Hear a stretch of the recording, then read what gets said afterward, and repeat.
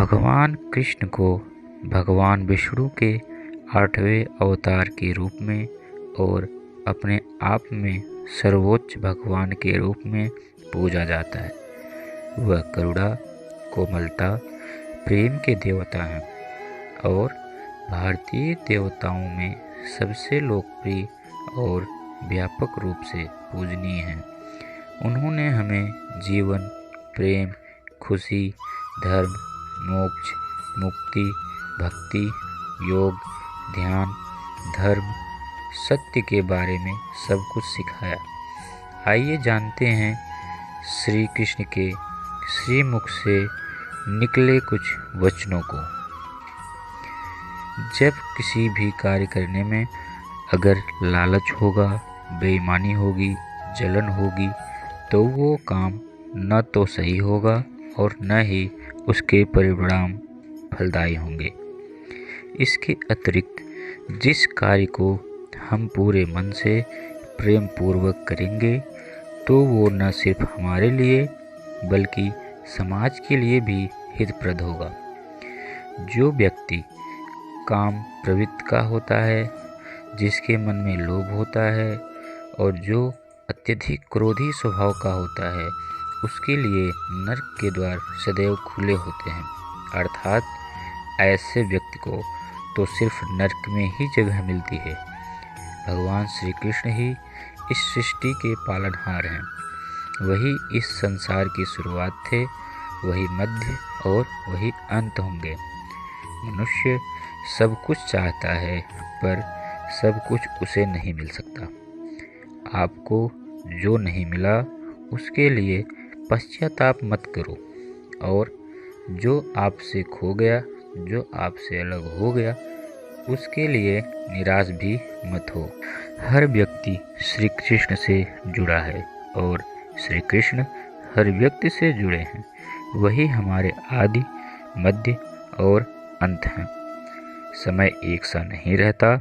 आज दुख है तो कल सुख भी आएंगे और सुख के बाद दुख भी आना स्वाभाविक है।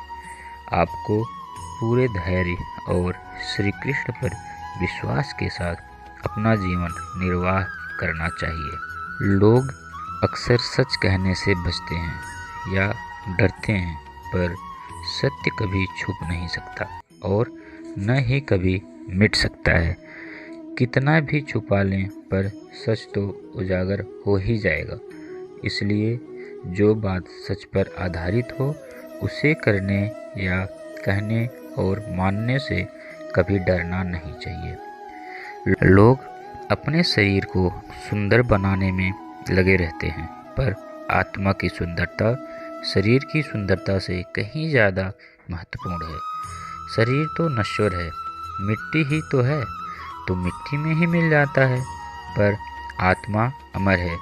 इसलिए आत्मा की सुंदरता पर ध्यान दो। आत्मा की सुंदरता अपने को श्री कृष्ण में लीन करने में मिलती है। जो होता है अच्छे के लिए होता है। कभी कभी विपरीत परिस्थितियाँ हमारी वर्तमान स्थिति को अच्छा करने के लिए आती हैं। मन चंचल होता है, यह इधर उधर भागता है और किसी भी कार्य की एकाग्रता का दुश्मन है। लेकिन यदि यह व्यक्ति के वश में हो जाए तो इससे अच्छा कोई मित्र नहीं है। मन को एकाग्र करना जरूरी है, बस थोड़े से प्रयास और अभ्यास की जरूरत है। श्री कृष्ण उन्हीं के हैं जो श्री कृष्ण के हैं। भगवान तो बस प्रेम भक्ति के भूखे हैं।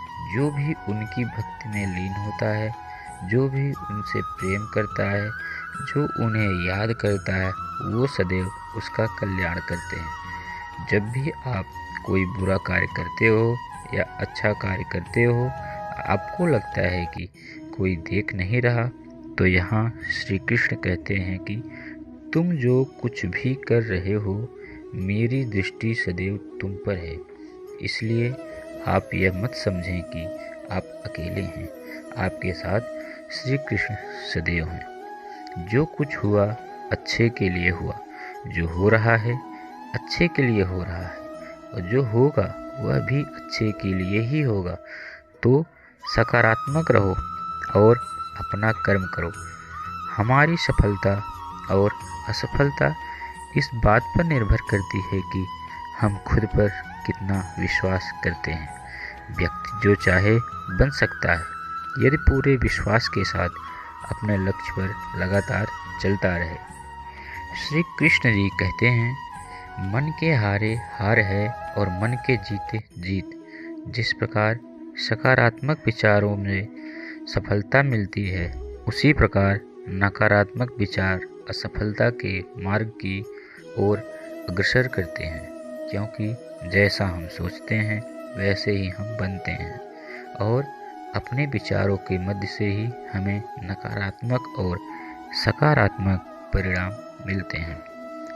मनुष्य ही एक ऐसा प्राणी है जो कर्म करता है, इसलिए कर्म करना प्रत्येक व्यक्ति का धर्म भी है। कर्म करने वाला व्यक्ति कर्मवीर कहलाता है।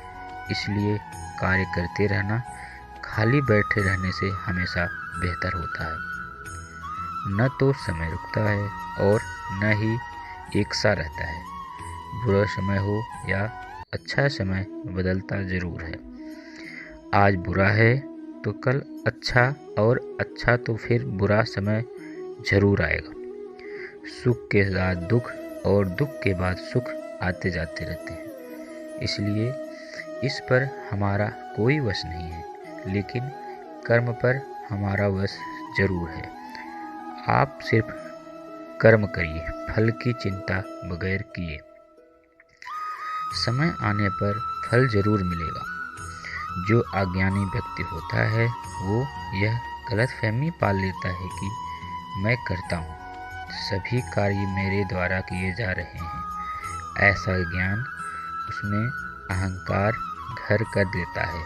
परंतु इस श्रेष्ठ में जो भी हो रहा है वो तो प्रकृति द्वारा किए जा रहे हैं। अज्ञानता के कारण व्यक्ति में जो मैं का अहंकार जन्म लेता है तो उसका पतन होना निश्चित है। श्री कृष्ण कहते हैं कि वो किसी के भी भाग्य के निर्माता नहीं है। व्यक्ति खुद ही अपना भाग्य लिखता है। आप जैसा बीज बोएंगे आप वैसे ही फसल काटेंगे। आप जैसा कर्म करेंगे आपको वैसे ही परिणाम मिलेंगे। यदि श्री कृष्ण कहते हैं कि वो किसी के भी भाग्य के निर्माता नहीं है। व्यक्ति खुद ही अपना भाग्य लिखता है। जैसे आप जैसा बीज बोएंगे आप वैसे ही फसल काटेंगे। आप जैसा कर्म करेंगे आपको वैसे ही परिणाम मिलेंगे। यदि विद्यार्थी मन लगाकर पढ़ाई करेंगे तो परीक्षा में सफल होंगे। इसलिए हर व्यक्ति का भाग्य तभी बदलेगा जब वो ऐसे कर्म करेगा। मन उस लोगों के लिए दुश्मन की तरह काम करता है जो उसे नियंत्रित नहीं करते हैं, और जिसने अपने मन को जीत लिया उसके लिए मन सबसे अच्छा मित्र है।